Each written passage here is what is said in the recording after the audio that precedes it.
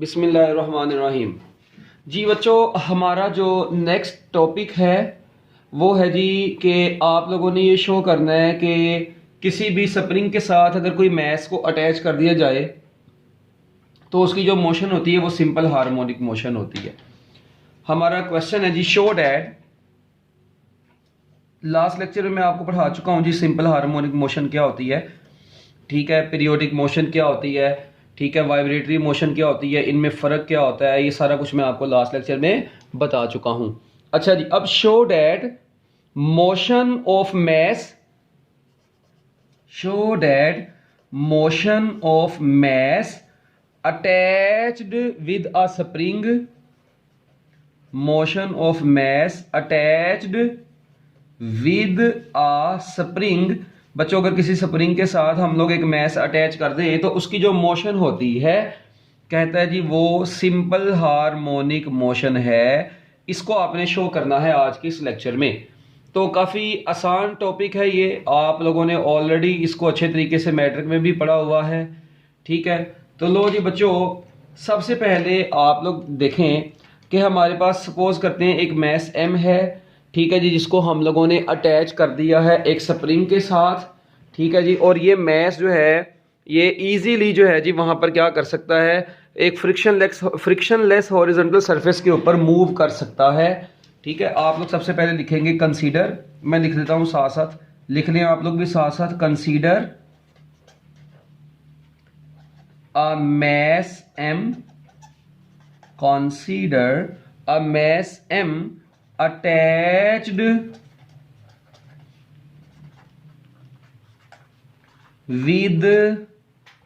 consider a mass m attached with one end of the spring, consider a mass m attached with one end of the spring. बच्चों, हम लोगों ने spring के एक and के साथ इसको अटैच कर दिया। This mass m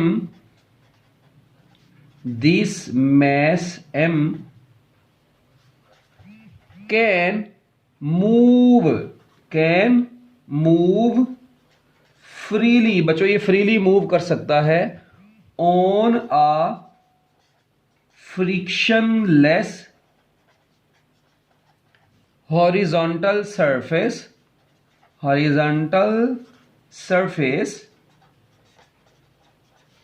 as shown in the figure, जैसा कि आपको डायग्राम में दिखाया गया है। कहाँ पर दिखाया गया है, लो जी भी देख लेते हैं जी। देखें, हम एक डायग्राम बनाने जा रहे हैं बच्चों। हम लोग यहाँ पर हम लोग सबसे पहले बनाते हैं जी एक हॉरिजॉन्टल मैस स्प्रिंग सिस्टम। यहाँ पर एक स्प्रिंग है बच्चों, इसके साथ मैंने एक मैस एम लगाया है, ठीक है। और इस स्प्रिंग को बाद में बच्चों मैंने क्या काम किया जी, कोई एक्सटर्नल फोर्स लगा के इसको स्ट्रेच करवाया इस मैस एम को, ठीक है। और उसके बाद बच्चों इसको मैंने क्या करवा दिया जी, रिलीज करवा दिया।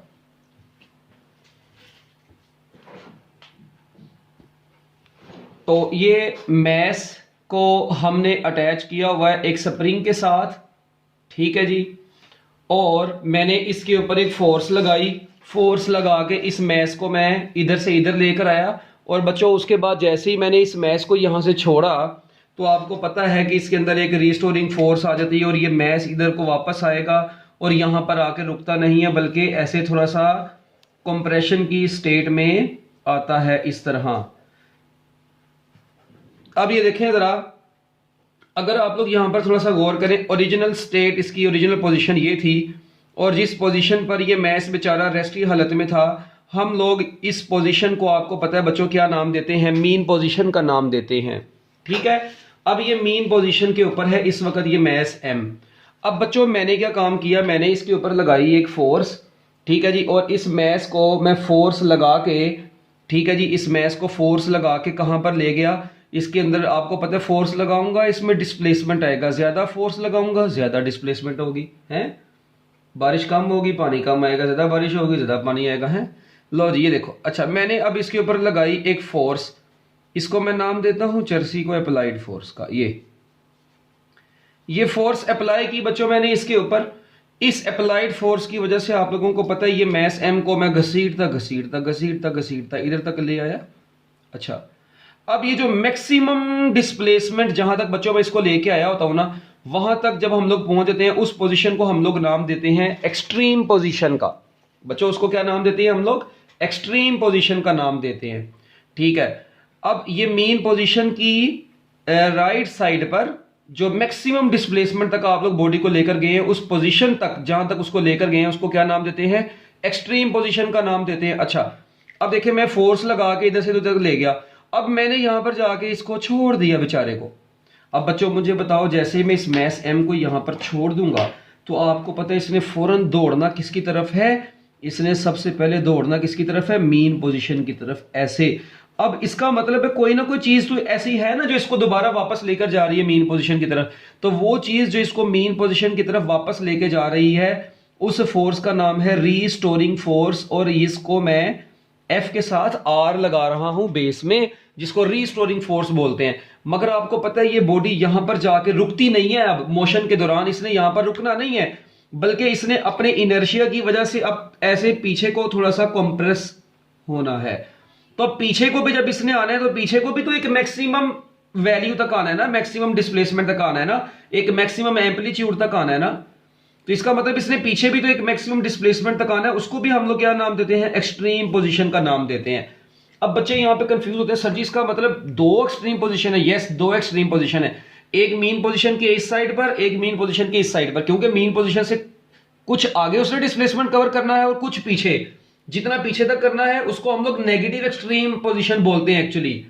जिसको जो आगे तक करना है उसको हम लोगों ने पॉजिटिव एक्सट्रीम पोजीशन बोलना है। ये भी आगे जाके चैप्टर में बड़ी डिटेल में आना है। अभी आप लोग जस्ट ये समझे ये दोनों एक्सट्रीम पोजीशंस हैं, इनके दरमियान में ये मीन पोजीशन है, इक्विलिब्रियम पोजीशन है।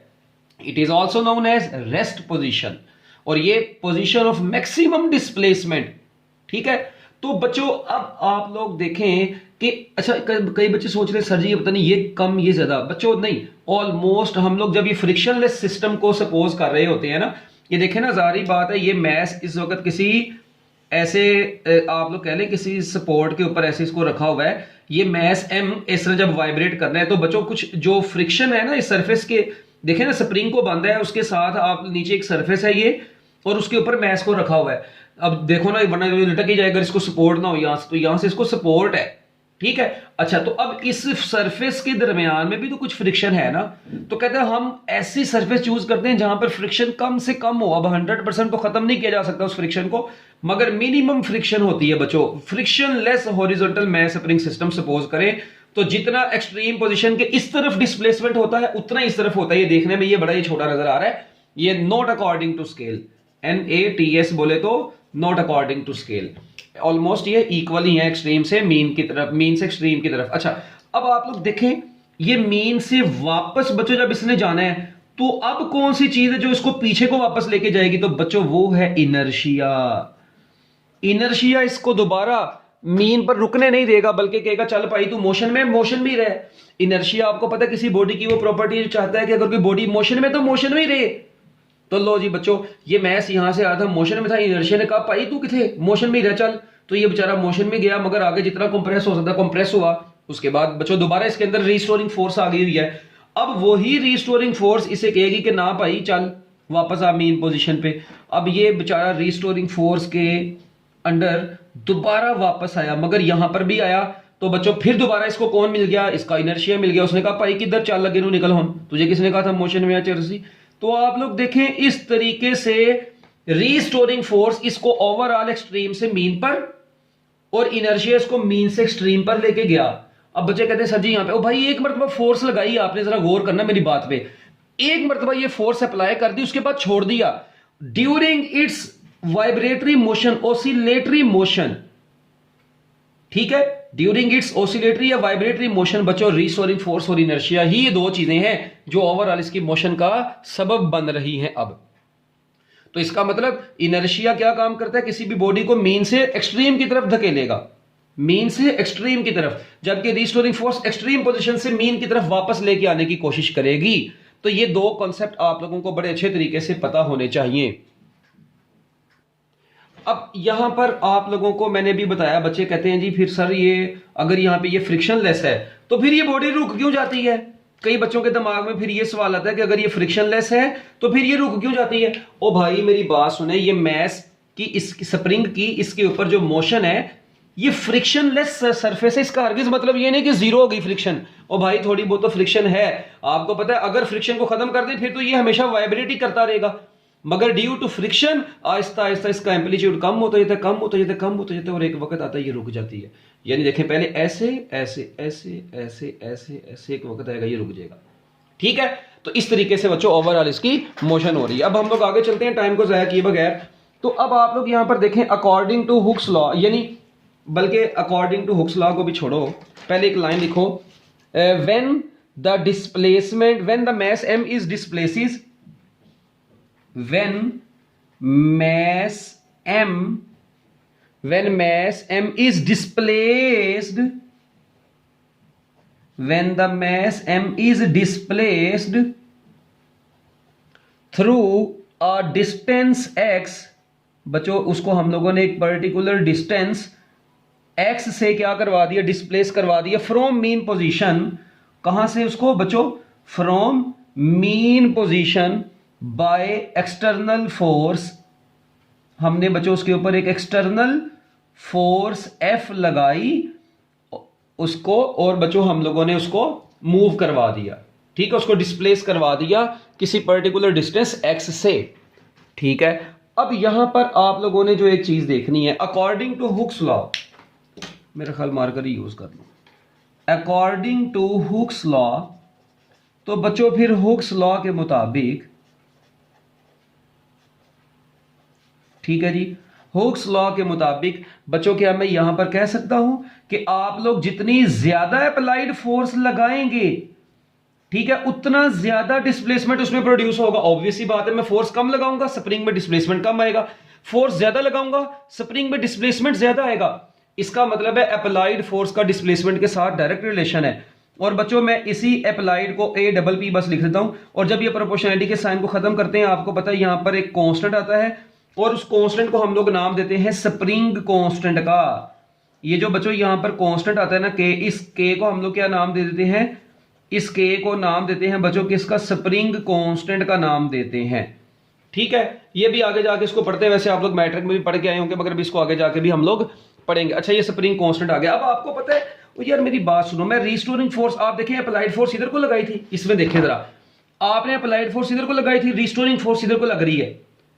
जितनी ज्यादा फोर्स दूर लेकर जाएगी उतनी ज्यादा रिस्टोरिंग फोर्स को वापस भी लेके आएगी। इसका मतलब Newton's third law of motion के मुताबिक बच्चों आपकी अप्लाइड फोर्स जो होती है वो रिस्टोरिंग फोर्स के इक्वल बट ऑपोजिट होती है। आप लोग जितनी ज्यादा फोर्स लगाएंगे रिस्टोरिंग फोर्स उसको उतना ही वापस लेकर आएगी ना। तो रिस्टोरिंग फोर्स और अप्लाइड फोर्स एक दूसरे के ऑपोजिट है। ये देखें, आप लोग डायग्राम में भी देख सकते हैं, अप्लाइड फोर्स आपकी इधर को है, रिस्टोरिंग फोर्स इधर को है, both are opposite in direction. तो बच्चों ऑपोजिट होने की वजह से मैं कह सकता हूं applied force is equal but opposite to restoring force. तो बच्चों ऑल्सो तो रिस्टोरिंग फोर्स यहां से किसके बराबर आ जाएगी, रिस्टोरिंग फोर्स बराबर आ जाएगी माइनस के एक्स के। हाँ जी, रिस्टोरिंग फोर्स माइनस के एक्स के बराबर आ गई ना। देखो अप्लाइड फोर्स अगर के एक्स तो रिस्टोरिंग फोर्स माइनस में आएगी तो वो माइनस के एक्स होगी।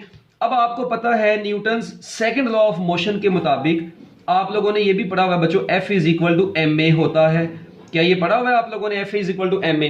अच्छा, ये चीज मैंने लिखी थी थर्ड लॉ से, ये आई थी न्यूटन्स थर्ड लॉ से। कई चर्सी लोग सोच रहे होंगे ना, न्यूटन्स थर्ड लॉ से, और बच्चों ये आई न्यूटन्स सेकंड लॉ से।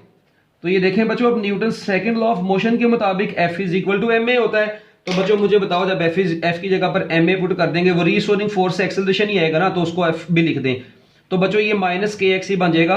अब अक्सर लोग कह रहे होंगे सर जी आपने वो भाई ये रिस्टोरिंग फोर्स ही है, ये ले restoring force is equal to m a. तो बच्चों मैंने उसकी जगह पर एम ए पुट कर दिया। अब आप लोग देखें यहां पर मैस कांस्टेंट है बच्चों, मैं ऐसे भी तो लिख सकता हूं a is equal to minus k divided by m into x.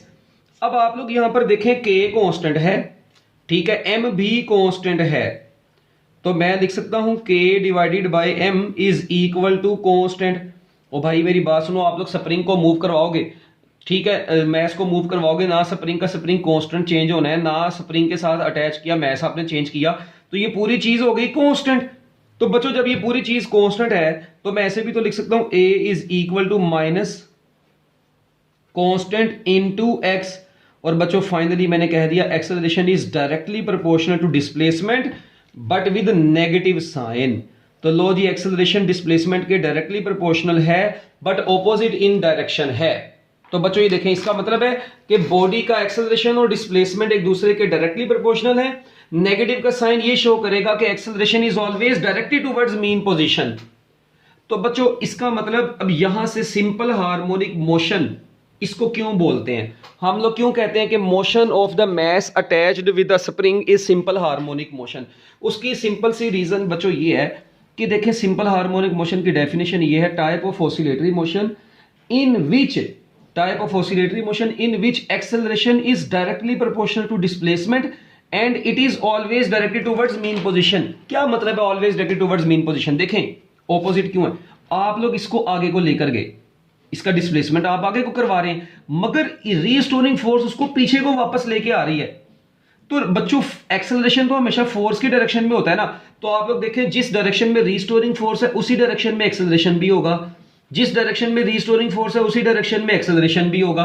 तो आप जरा गौर करें, एक्सेलरेशन इधर से भी देख रहे हैं मीन पोजीशन की तरफ है, इधर से भी देख ले मीन पोजीशन की तरफ है, यानी दोनों तरफ से एक्सेलरेशन जो है ना बच्चों ये किस तरफ है, ये देखें दोनों तरफ से एक्सेलरेशन मीन पोजीशन की ही तरफ है। तो बच्चों acceleration is always directed towards mean position, ठीक है। तो ये है, और आप लोग देखिए अगर आगे को जा रहा है, देखें ये आगे को जा रहा है तो एक्सेलरेशन पीछे को है, अच्छा ये आगे को जा रहा है मगर एक्सेलरेशन उसको पीछे को लेके आ, इसका मतलब डिस्प्लेसमेंट के ऑपोजिट ही है acceleration.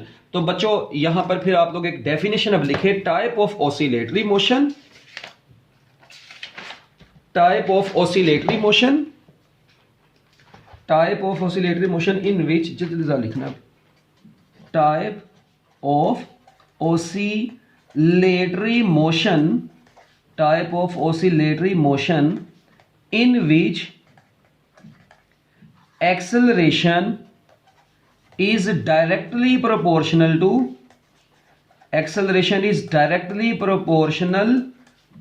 displacement, acceleration is directly proportional to displacement and it is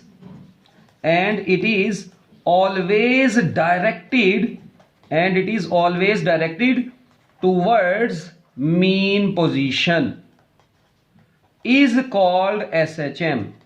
तो बच्चों ऐसी मोशन को हम लोगों ने क्या नाम दिया हुआ है, सिंपल हार्मोनिक मोशन का नाम दिया हुआ है। बच्चों ऑसिलेटरी मोशन की वो टाइप जिसमें acceleration is directly proportional to displacement and it is always directed towards mean position is called SHM. SHM बोले तो सिंपल हार्मोनिक मोशन। तो बच्चों ये था आपका छोटा सा सिंपल हार्मोनिक मोशन का टॉपिक, और क्योंकि ये मैस स्प्रिंग सिस्टम ये चीज को ओबे कर रहा है, that's why motion of mass attached to a spring is simple harmonic motion। इसी वजह से हम लोग बोलते हैं कि जो motion of the mass attach to a spring होती है वो क्या होती है बच्चों, एक सिंपल हार्मोनिक मोशन होती है। इस रीजन से, क्योंकि उसका एक्सेलरेशन डिस्प्लेसमेंट के डायरेक्टली प्रोपोर्शनल है और उस मैस का डिस्प्लेसमेंट हमेशा मीन पोजीशन की तरफ डायरेक्टेड है।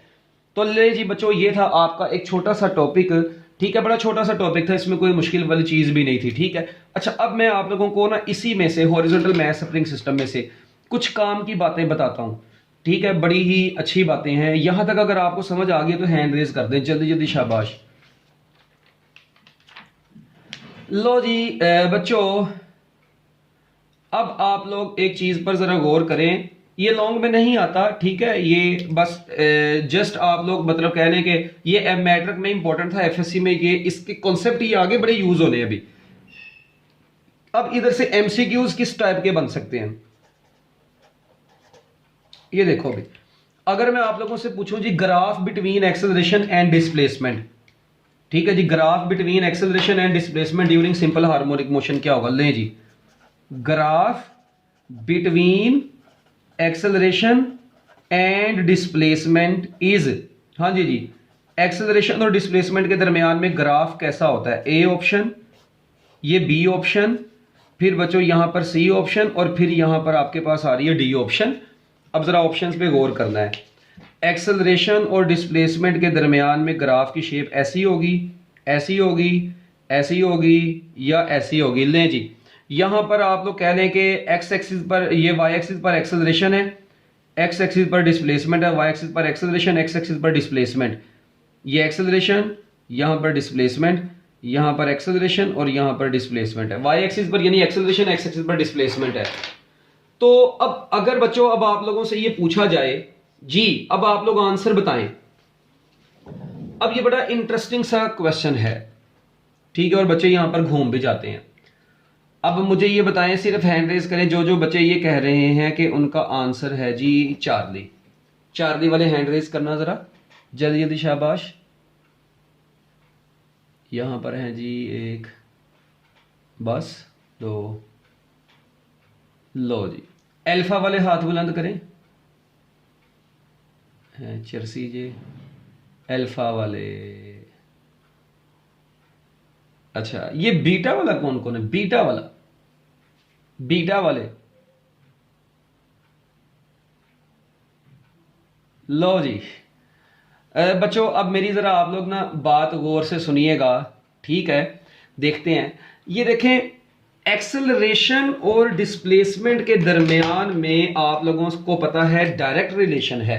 ऊपर क्लियरली नजर आ रहा है कि acceleration is directly proportional to displacement and it is always directed towards mean position. तो पहली तो बात यार, दोनों के दरमियान में डायरेक्ट रिलेशन है।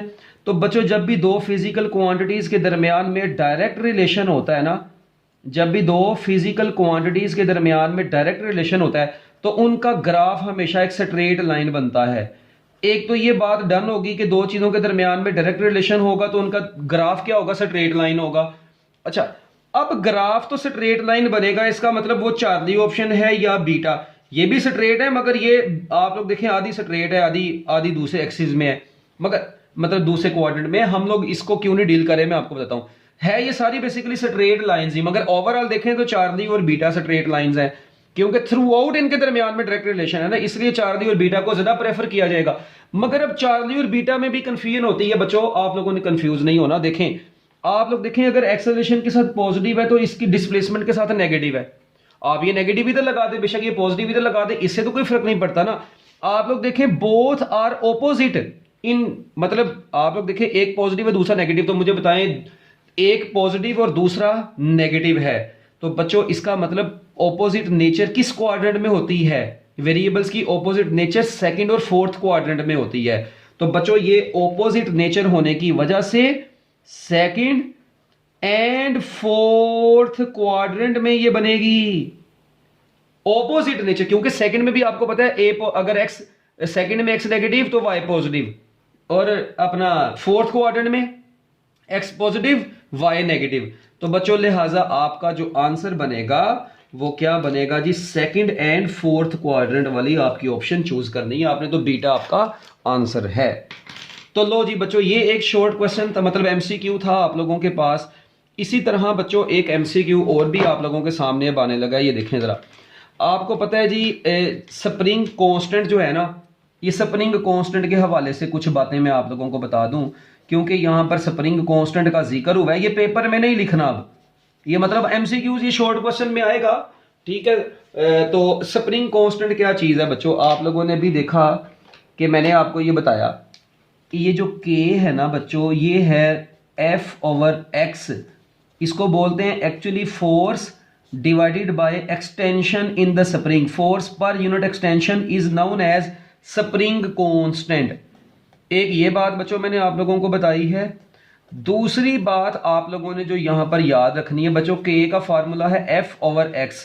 फोर्स के यूनिट होते हैं न्यूटन, डिस्प्लेसमेंट के होते हैं मीटर, ये आपने मैट्रिक में भी पढ़ा हुआ है। तो ये बच्चों बन गया न्यूटन पर मीटर। तो न्यूटन पर metre is SI unit of spring constant. हाँ, इसी न्यूटन को आप लोगों को पता है, आगे से आप लोग किलोग्राम मीटर पर सेकंड स्क्वायर, और ये पर मीटर अपने साथ लगा रहे थे। न्यूटन की जगह पर क्या आ गया, ये देखें ना, न्यूटन की जगह पर आ गया किलोग्राम मीटर पर सेकंड का स्क्वायर। तो बच्चों ये पर मीटर मीटर से कट गया, तो आपके पास बच गया किलोग्राम पर सेकंड स्क्वायर। तो ये आपके पास इसका यूनिट आ गया। अगर इसकी डायमेंशंस की बात करें तो m T⁻², that is dimensional formula of spring constant. तो बच्चों स्प्रिंग कांस्टेंट के SI यूनिट, ठीक है जी, बेस टर्म्स की फॉर्म में ओवरऑल SI और उसके बाद डायमेंशंस, ये आप लोगों को अच्छे तरीके से पता होनी चाहिए। उसके बाद एक चीज और है बच्चों यहां पर कि स्प्रिंग कांस्टेंट जो होता है ना, ये किन किन चीजों के ऊपर डिपेंड करता है बच्चों, याद रखिएगा। फॉर हार्ड स्प्रिंग्स, जो स्प्रिंग हार्ड होते हैं, फॉर हार्ड स्प्रिंग्स K की वैल्यू क्या होती है, लार्ज होती है। मतलब जो स्प्रिंग जितना सॉफ्ट होगा K की वैल्यू, और for soft spring, soft springs के लिए बच्चों K क्या होगा, यानी ऐसे स्प्रिंग्स जिनकी K की वैल्यू बहुत लार्ज हुआ करेगी वो हार्ड स्प्रिंग्स कहलाएंगे, और जिनके K की वैल्यू बहुत स्मॉल होगी वो क्या कहलाएंगे बच्चों, सॉफ्ट स्प्रिंग्स कहलाएंगे। ठीक है, तो हार्ड स्प्रिंग और सॉफ्ट स्प्रिंग ये आप लोगों को अब पता होना चाहिए। ठीक है, इसके बाद आप लोगों ने यहां पर एक चीज और गौर करना है। देखो याद रखना, अगर स्प्रिंग लगे हो ना बच्चों सीरीज में, अगर स्प्रिंग्स किस में लगे हो, सीरीज में लगे हो, ठीक है, तो आप लोग उनका स्प्रिंग कांस्टेंट कैसे निकालते हैं बच्चों। देखें, अगर स्प्रिंग सीरीज में लगे हो, मैं कहता हूं सपोज करो ये दो स्प्रिंग्स हैं, एक का स्प्रिंग कांस्टेंट K1 है, दूसरे का स्प्रिंग कांस्टेंट K2 है। अच्छा, अब ये सीरीज में लगे हुए हैं बच्चों, अगर दो स्प्रिंग सीरीज में लगे हो तो याद रखिएगा उनका spring constant 1/K equivalent will be equal to 1/K1 plus 1/K2 होगा। ठीक है, यानी आप लोगों को याद होगा रेजिस्टर्स का सीरीज और पैरेलल कॉम्बिनेशन आपने पढ़ा था ना, रेजिस्टर्स का सीरीज और पैरेलल कॉम्बिनेशन। तो जो रेजिस्टर्स का पैरेलल था ना वो स्प्रिंग्स का सीरीज कॉम्बिनेशन कहलाता है। इसके प्रूफ है, मगर आप लोग जस्ट इसको भी जस्ट जहन में रख लेंगे। इसी तरह अगर स्प्रिंग बच्चों लगे हो इस तरह पैरेलल में, एक स्प्रिंग उसके साथ दूसरा स्प्रिंग, और ये लो एक और स्प्रिंग लगा लो, ये लो तीसरा स्प्रिंग, इन तीनों का स्प्रिंग कांस्टेंट, एक का K1 है, एक का K2 है, एक का K3 है। तो अब जो K इक्विवेलेंट होगा वो K1 plus K2 plus K3 होगा। यानी पैरेलल में अगर स्प्रिंग्स लगे हो तो उनके स्प्रिंग कांस्टेंट जस्ट क्या कर देंगे, ऐड करके निकालेंगे। अगर बच्चों वो लगे होंगे किसमें, सीरीज में, तो रेसिप्रोकल्स को ऐड करके ओवरऑल 1/K इक्विवेलेंट आपके पास आया करेगा। एक ये आप लोगों को तरीका पता होना चाहिए। अब फॉर एग्जांपल मैं आपको कहता हूं जी 3 springs in parallel, for example, अब देखें direct 3 springs of spring constant K। बच्चों अगर 3 स्प्रिंग्स हो, हर स्प्रिंग कांस्टेंट की वैल्यू क्या हो, K हो, तो बच्चों मुझे बताएं अगर हर स्प्रिंग की वैल्यू K और 3 पैरेलल में लगे हो तो बच्चों आपको पता है तो उनका K इक्विवेलेंट कितना आएगा, आप लोग चुप करके कह देंगे जी 3K आएगा। क्या ख्याल है? ठीक है, क्योंकि देखो ना K plus K plus K। अच्छा, अगर 3 स्प्रिंग सीरीज में लगे होते, यही 3 स्प्रिंग्स किस में लगे होते, 3 स्प्रिंग्स, और हर एक का स्प्रिंग कांस्टेंट बच्चों क्या होता, K होता, हर एक का स्प्रिंग कांस्टेंट क्या होता, K होता। तो देखें आपका अब आंसर क्या होना था, आप लोग सारे बताएंगे बच्चों क्या आंसर होगा इसका। ये देखें जरा, इसको ब्लैक से मैं लिखता हूं, 1/K equivalent will be equal to 1/K plus 1/K plus 1/K। जब आप लोग एलसीएम लेंगे 3/K आएगा। अब अक्सर बच्चे ना 3/K ही लगा देते हैं। ठीक है, ओ भाई ये 1/K, ये देखो ये 1/K इक्विवेलेंट आया है, 1/K इक्विवेलेंट आया है 3/K। भाई आपको तो K चाहिए, तो K इक्विवेलेंट कितना होगा, वो K/3 हो जाएगा। ये आप लोगों ने भी यहां पे गड़बड़ नहीं करनी। तो जो नया स्प्रिंग कांस्टेंट आएगा वो पहले का 1/3 होके आएगा। ठीक है, तो ये बस आप लोगों ने याद रखना है बच्चों। तो अब ये आप लोगों के पास स्प्रिंग्स के सीरीज और पैरेलल कॉम्बिनेशन से रिलेटेड भी 2 MCQs ये बन गए। ठीक है, डायमेंशन बन गई, ऐसे यूनिट बन गए, लार्ज स्प्रिंग्स हार्ड स्प्रिंग्स के लिए K की वैल्यू, सॉफ्ट स्प्रिंग्स के लिए K की वैल्यू। बाकी इसकी जो डिपेंडेंस होती है, इसके अलावा बच्चों आपको पता है एक स्प्रिंग को अगर मैं, ठीक है, एक आखिरी पॉइंट बस जहन में रख लें, if a spring is cut into n equal parts, if a spring, last MCQ, is cut into, चलो 3 equal parts। बच्चों अगर मैं एक स्प्रिंग को 3 equal parts में डिवाइड कर दूं, the spring constant of each part, then spring constant of each part will be तो कहते हैं बताओ जी spring constant of each part क्या होगा।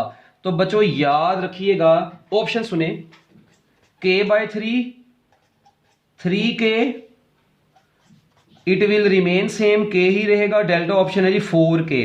अब बच्चों मेरी बात सुनना, यहां पर ना अक्सर बच्चे बड़े परेशान हो जाते हैं, लो जी स्प्रिंग को कट कर दिया, ये कौन सी तो नई चीज आ गई हमारे पास।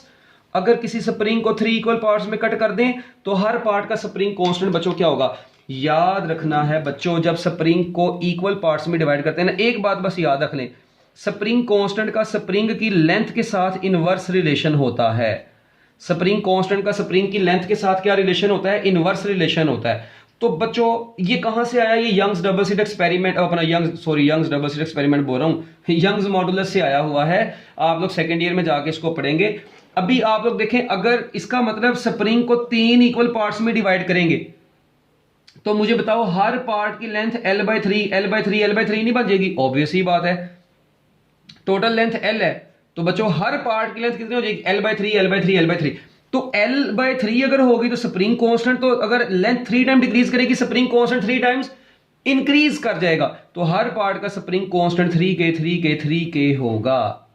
तो बच्चों मैंने पूछा हर पार्ट का स्प्रिंग कांस्टेंट कितना होगा, तो आपका आंसर होगा 3k।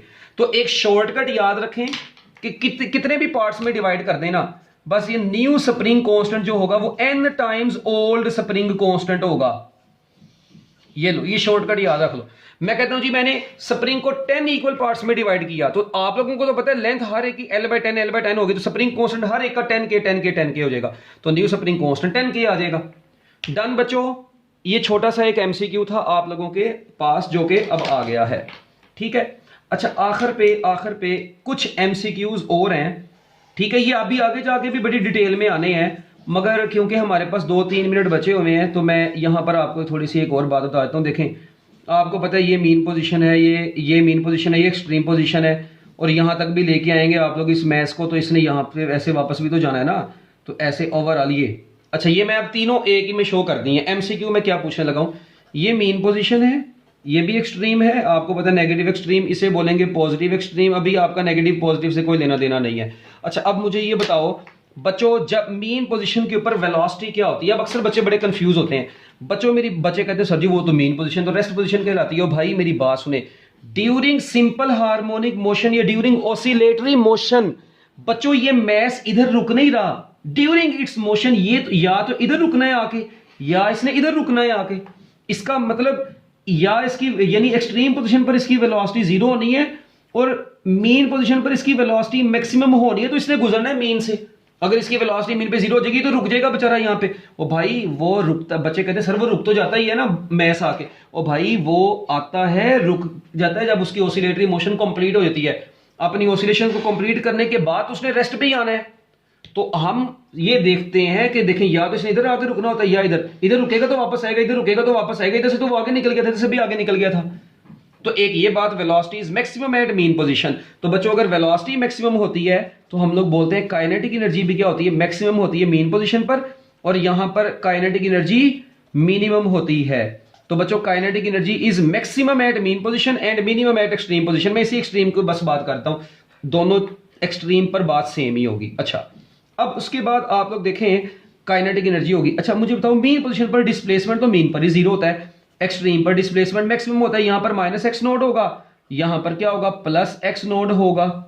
यार इधर लिख ही दो, कई लोगों को दौरा पड़ जाना, फिर काइनेटिक एनर्जी उधर लिख दी, इधर नहीं लिखा है जाज लोग। ये इधर काइनेटिक एनर्जी मिनिमम है एक्सट्रीम पर, इधर डिस्प्लेसमेंट पॉजिटिव x0 है, इधर डिस्प्लेसमेंट -x0 होगा। अच्छा उसके बाद यानी डिस्प्लेसमेंट 0 बस मीन पर है, मैक्सिमम है बाकी दोनों साइडों पर। पॉजिटिव का मतलब उसकी डायरेक्शन को बस शो कर रहा है, मीन पोजीशन की इस तरफ, और नेगेटिव का मतलब इस तरफ। उसके बाद आपको पता है डिस्प्लेसमेंट जहां पर 0 है वहां पे पोटेंशियल एनर्जी भी मिनिमम होगी, और यहां पर एक्सट्रीम पोजीशन पर पोटेंशियल एनर्जी क्या होती है बच्चों, मैक्सिमम होती है। तो एक्सट्रीम पोजीशन पर पोटेंशियल एनर्जी क्या होती है, मैक्सिमम, डिस्प्लेसमेंट की वजह से। तो पोजीशन देखें अब 4 एमसीक्यू बन गए ना।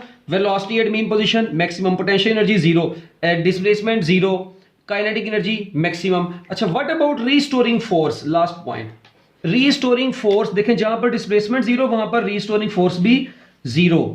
मगर यहां पर रिस्टोरिंग फोर्स मैक्सिमम थी तो ये वापस लेकर आई थी उसको, यहां पर भी रिस्टोरिंग फोर्स मैक्सिमम थी तो ये वापस लेके आया ना उस मैस को, वापस लेके गया मीन पोजीशन की तरफ। इसका मतलब ये होगा कि रिस्टोरिंग फोर्स मीन पोजीशन के ऊपर क्या होती है, रिस्टोरिंग फोर्स एक्सट्रीम पोजीशन पर क्या होती है। बच्चों ये थे आपके कुछ, ये 1 2 3 4 5 और 10, ये 10 MCQs आपके तकरीबन यहां से बनते हैं। तो लो जी बच्चों, मैं उम्मीद करता हूं कि आपको ये छोटी छोटी बातें आज की समझ आ गई होंगी। ठीक है, motion of horizontal mass spring system हमारा ये टॉपिक था जी। अल्लाह हाफिज।